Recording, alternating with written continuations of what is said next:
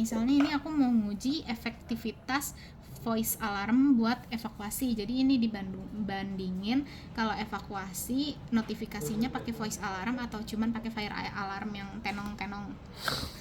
Oke. Nah, jadi syaratnya itu syarat pengujian ANOVA itu datanya terdistribusi normal.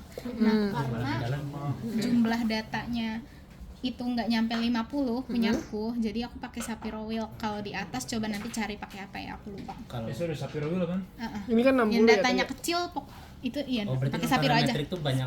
Nah, ini belum masuk parametrik atau non parametrik. Uji normalitas. Ya, dari uji normalitas baru diketahuin dia parametrik apa non parametrik. Jadi Shapiro Wilk termasuk uji normalitas. Iya. I see. Ini kalau dia datanya dikit. Kalau di atas 1000 gitu, lupa lah apa namanya.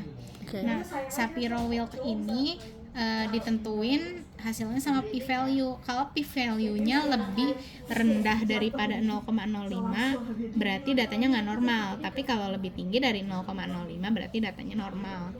Nah, ini punya aku datanya kebetulan normal karena p-value-nya di atas 0,05 gitu.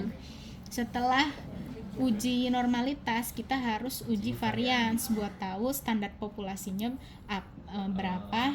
Jadi data-data ini tuh ada di kelompok yang sama nggak sih gitu.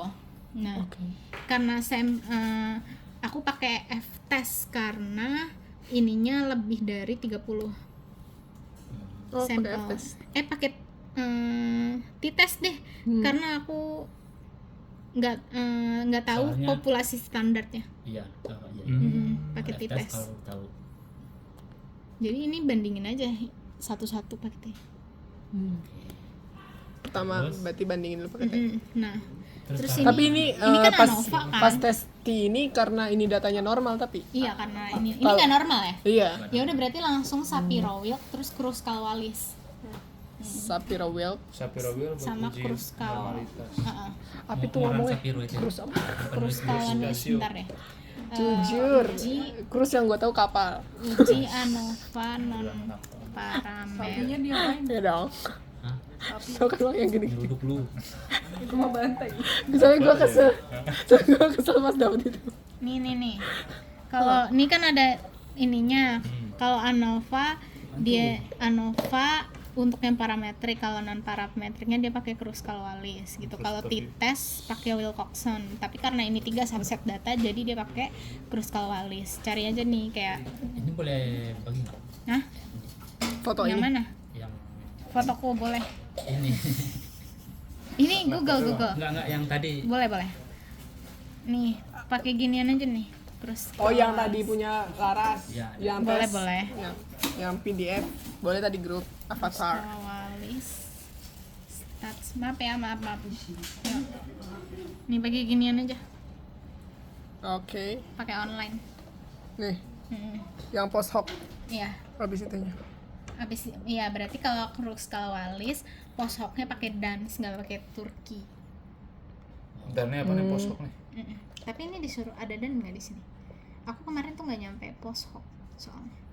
Soalnya kan kalau di ANOVA kan kita membandingin 3, cuman kita tidak tahu kan misalnya ada yang apa namanya? Yang bikin dia signifikan. Cuma di antara 3 itu kita nggak tahu yang mana. Makanya kita butuh post apa namanya itu? Post hoc ya. Mana yang signifikan. Tapi kalau di kita antara cuma 3 sampai di ketiga ini itu signifikan berpengaruh apa enggak, nah itu cukup pakai ANOVA. Tapi kalau kita pengen tahu data mana yang membuat dia yang signifikan berpengaruh, nah kita harus pakai post. Coba ya nih. Jujur. Nah signifikan tuh dari p-value-nya, maksudnya nih kan lu melakukan variasi tuh kan, kalau lu pengen tahu variasi yang lu lakukan tuh berpengaruh nggak terhadap hasil lu, signifikan nggak ngaruhnya kayak yang tugas sebelumnya gitu. Nih misalnya gini, misalnya pakai ANOVA, kalau P-nya di atas 0,5 maka hipotesis 0 diterima, hipotesis alternatifnya ditolak. Berarti nggak ada pengaruh antara variabel independen sama variabel dependennya. Misalnya gini, ini ruangan ini AC, isinya 5 orang. Dites selama 60 menit beban latihannya berapa dibandingin sama ruangan ini lagi isinya 100 orang dites selama 60 menit beban latihannya berapa.